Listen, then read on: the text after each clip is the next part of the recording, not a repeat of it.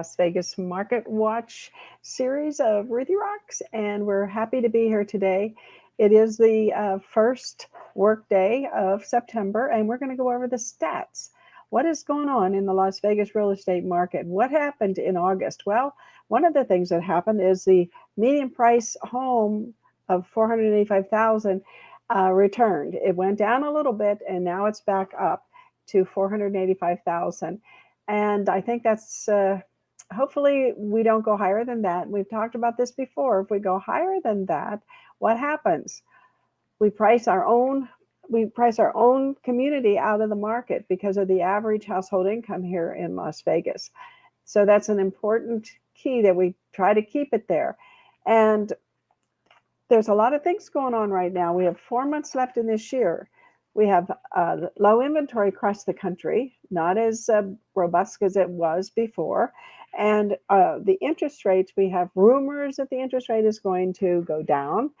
And then we have an election coming up. So all these factors play into a scenario that we haven't seen. I haven't seen it anyway. In my history of 3 decades doing this, almost 4.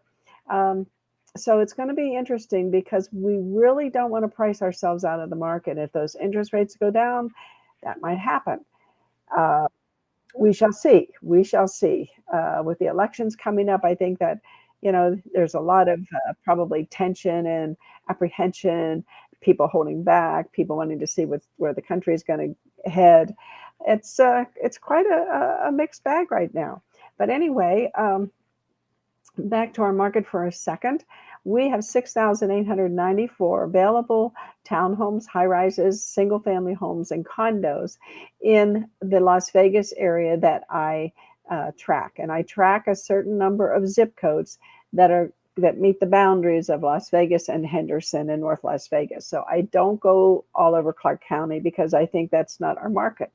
So I market, my market stats are to where I think that you're buying and selling real estate for your buyers and sellers. We have 71 days of inventory. That's two months, a little bit more. And that's based on, in August, we did 96 sales a day. That's good. That's really good. So that kept us at the 485 median price. And if you look at last year, when the median price was 450, we were doing 93 sales per day. Well, the interest rate has come down a little bit. That may have something to do with it, I would think. And when you look at the year-to-date totals, we're doing better in 2024 than we did in 2023. Amid all the confusion that's going on, we still are doing really good. Now, if you go down to 2022, we did phenomenal. Of course, we were coming out of the COVID era and all those things that were going on, and then the interest rate was very low, and the median price was 425. And we were selling 101 homes a day. Not a lot different than now. We're selling 96 homes per day. When you go over here to the median price home, we just listed this past week, even though it was a holiday and a weekend, 206 homes in the $0 to $485,000 price range. The single homes that are active in that price range are 1,728, and that accounts for 35% of the market. So that's good. I believe that's good. Now, Jimmy Dague always says he follows the money, so we have to give him his due here. If you look at the sales per day of $1 million plus homes, it's up to 4.9. I haven't seen it at 5, but I think it's going to get there. It's awfully close. It's awfully close. And that's 14% of our market, those $1 million plus homes. Quite astounding when you go and you look at the in 2022 it went up to 4.2, then last year went down to 3.5, and now it's back up to 4.9. So you know what that means? People are bringing money here. I heard a stat that there's a 30% of the people are paying cash or are putting more than 20% down, and that's good for our market. Makes our home market solid. Not that many foreclosures going on for sure. There's always some, but not that many. And I didn't do the stat on that today. Didn't even think about it because it's not a big deal. But if you have an Agent Formula website, we do have a special tab there for foreclosures, and it shows the different price ranges that you can click on and see how many foreclosures are in the different price ranges. We do follow that, of course. And let's talk a little bit, segue a little bit out of here, and let's talk a little bit about what's going on in our world of. Let's see, let me go back here one slide and get you up here. I talked about this last month about what the annual migration is into our fair city, 41,900 per year. And if you divide that by 365, that's 115 people per day. And if you divide that by 24, there's 4.8 people per hour moving here. That is an incredible number.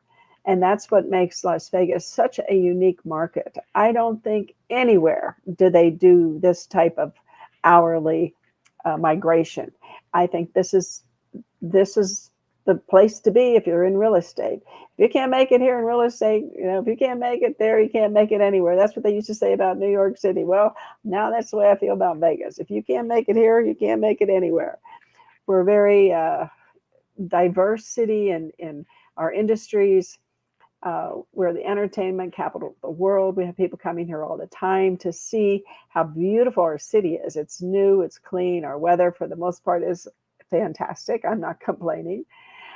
So just want to bring that to your attention because we have 4 more months left in this year. And I think that if you haven't given yourself an audit on your social media, which is what I'm going to talk about, I just finished taking Mari Smith's super savvy, superstar, social savvy superstar, 8 weeks of training. And it was about artificial intelligence and Facebook. She is the Facebook queen. I don't know if you know that. And she's been that since 2007. And the Social Media Examiner, which was probably the first big news letter to go out about social media, and it keeps tabs on everything that's going on in the social media world when it comes to marketing. And so she has been the thought leader. She's been a speaker, an author, the popular brand ambassador, and her clients are huge, of course. They include AT&T, Adobe, Allstate, Bank of America, Facebook. Yeah, Facebook. HubSpot, and on, NBC or PNC, Bank, Verizon, Nu Skin. So she has been out there helping so many different industries when it comes to marketing on social media. And now she's into what's called human design. She's a human design enthusiast. And I have dabbled a little bit in that along with her. I think it was about a year ago. And I'm going to get a little bit more into it. I'm going to take one of her human design courses here, probably the latter part of this month in October, because I really think that it's good if we know who we are and why we tick. There's different types of people. For years we've been talking about, are you an analytical? Are you a party animal? Are you a quiet person? Are you a driver? All those different things, like an Enneagram, they're very important. And the deeper you dive into the science of it, the more you can really determine where maybe you should be, what you should be doing. What is your best quality in this world that we live in when it comes to marketing, when it comes to social media, because that's what we're all about. 3 billion people can't be wrong every day that are watching social media, right? Anyway, it was a very, very wonderful course, and I haven't had a lot of time to redo it, but here's the 4 things that we discussed in the class over the 8 weeks. Crystal clarity on your biggest profit potential. Now, where do you want to make money? And are you crystal clear on telling people, like we were saying earlier, your strategy, telling people who you are, what you do for them, about them, who you are for them. That's not who you are, that you're the number one realtor in Las Vegas, right? But what do you do for them? Who are you for them? You have to just start thinking that way, because for years we didn't think that way. We were all about telling what we do. Now, the second thing is compelling content that produces predictable results. Wow, this is huge. Compelling content, because if you don't have compelling content, you are not going to have predictable results. And if you are going to, if real estate is your business, you need to know your ROI. What's the return on the investment of your time, your money? And that is results. And you've got to know what drives those results. And then number three is create a connected community that sparks regular engagement and sales, of course. Now, I think it was Mari years ago talked about creating your avatar, your client avatar. Like, is it a seller? Is it a seller that's this old? Is it a seller that lives in this part of the city? Your avatar. And then that keeps you that's like your guide. That's your compass. That keeps you on track. So this is my avatar. Oh, I don't want to go over here. No, I got to keep here. Got to keep going. Why? Consistency. Consistency to the people that you want to reach. And then number four, confident conversion to attract your best paying clients. How do you convert these people? How do you convert these people? And this was probably, she took a deep dive into Facebook. Oh my gosh. And Facebook ads have changed so much. And now with artificial intelligence is really reviewing your ad. And we took an ad and we created an ad, and then we gave it to ChatGPT and said, make it better. And it did. And so instead of it getting not much engagement, the engagement increased unbelievable. So ChatGPT is very much on top of what the SEO of your advertising is. So anyway, we got deep into that. I tell you, it was a lot, a lot. And taking a step back here now, social media now has artificial intelligence integrated in it. Is there going to be a tipping point? Where are we headed with all this artificial intelligence and social media together? Well, Zuckerberg, he says over time, I think a lot of us are going to talk to AI frequently throughout the day.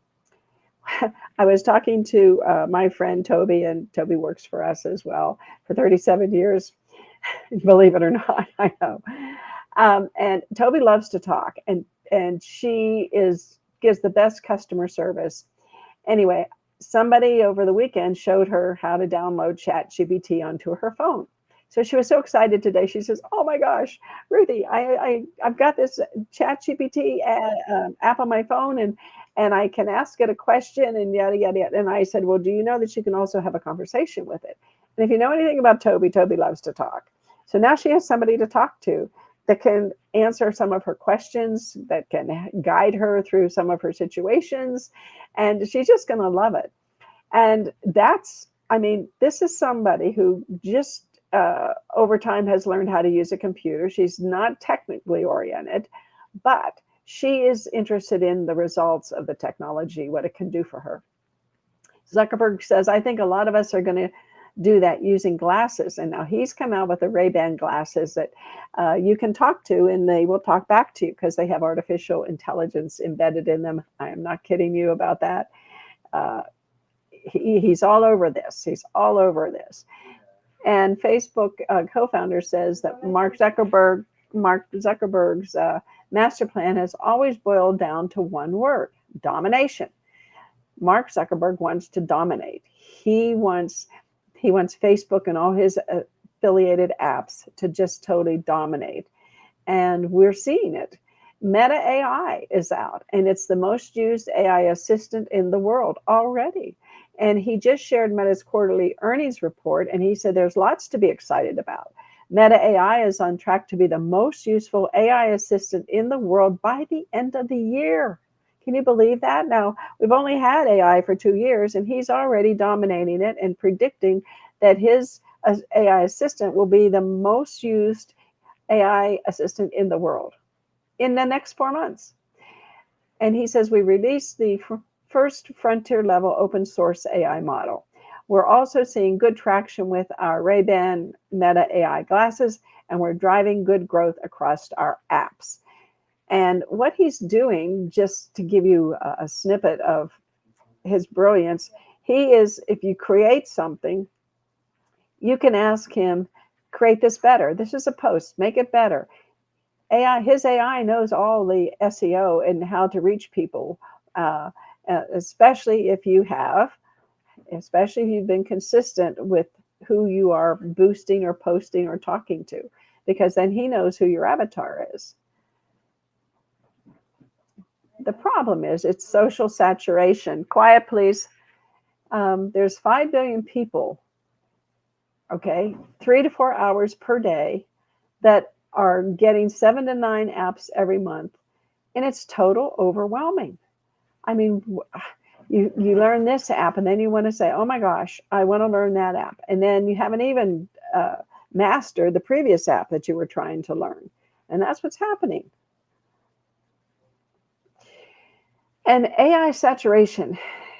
Here's something that really stuck out to me. There are 14,106 marketing technical products out there. Now, this is the marketing technical landscape super graphic, and it shows you how all these things have emerged. And it shows almost a 28% growth year over year. What's going to happen to these companies? Something, because AI can do a lot of what they are already doing. It's going to be interesting. And there goes this quote by Paul Rutzer. He says, AI won't replace marketers, but marketers who use AI will replace those who don't. Right. Remember when we used to say in the 90s, technology won't replace real estate agents, but real estate agents who use technology will replace those who don't. And basically, basically that was true. It's a little bit, I always caveat it because I say, there are some people, I remember Barbara Jensen, heck, she had a book of business. It didn't matter what the technology was, what AI is, she was always going to have those customers because she treated them like gold. They were gold. And so, when it came to technology and real estate, that's a little bit different than what Paul is saying. AI won't replace marketers. And I just showed you there's 14,000 different products out there. Amazing. But the marketers who use AI will replace those who don't. So you're going to see a lot of probably a lot of downsizing on a lot of those companies because they're not going to need all those people doing all that work because AI can do it.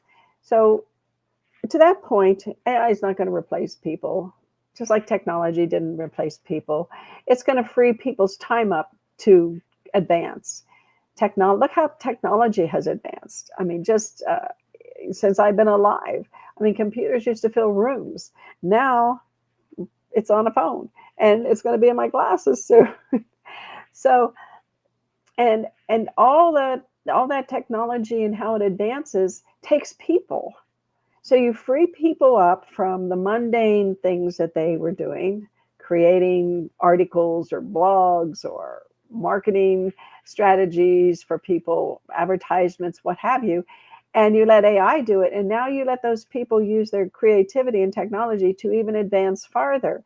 So there's always these things don't replace people. They give space for people to do more things.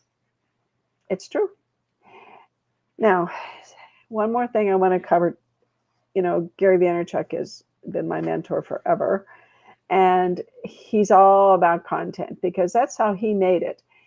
I mean, he's worth about $200 million right now, and he's done fantastic in his couple decades of being the digital marketeer of the world. And he was always producing content, and he was saying, oh, you got to post 13 times a day or whatever it was. But now when he says that, he says, however, has to be interesting, has to be engaging. And I think it was Seth Godin who said, if AI can do it in 12 seconds, it's not worth your time to even think about it, right? So you have to say things to people. That's why stories are so important. AI can't replace your stories. They might be able to clean up the language or add a little humor here and there, but they can't replace your actual stories. We are media companies after all. And so we're living in a time of infinite content. I mean, just think about it. There's content everywhere you look, but there's only so much attention that we have. Our lifespan, I mean, our daily life is still 24 hours. And so when you're going through that phone, if it doesn't capture your attention, you just keep on going, because there's just, I don't think it would ever stop giving you information. I've never tried that, but I think that's true. So, we got to stop being at the mercy of these algorithms. It's like these algorithms were controlling us. Less is more, quality over quantity, take control. Don't pivot, pilot. Be the pilot. Don't be pivoting to every new thing that comes along. Get good at something. Tell stories. Use technology to tell what you know. Use technology to refine what you do, to give you more quality, and reduce the quantity. And I think that's where we're headed. And authenticity, that's going to be your competitive advantage. It's making a comeback. Authenticity is making a comeback. We went through we all went through the TikTok thing where, all these kids and funny things and cat videos and all this stuff. But, after a while, it all does kind of get old. So when you can tell a story and you can be authentic and you can be somebody they haven't seen before and you're a live human being, telling a story, I think you're going to make a comeback too. Now, if you look anywhere that you have an online presence, is it crystal clear? Getting back to the beginning of our strategy here, what you offer, what problem you solve, who you serve, why should someone follow you? How can they contact you? Always have calls to action. And then, is there any confusion or cognitive dissonance that you might be losing customers? You can't have confusion. You can't have cognitive dissonance, meaning that people don't know what the heck you're saying. What's your point? Land the plane. You're going to be losing people. So this is something new that we can all start to get better at. And I think that's it. I think that was it. Just here's your social media strategy. Align your goals. Understand your audience, your avatar. Analyze your competitors' strengths and weaknesses. You can do that easily.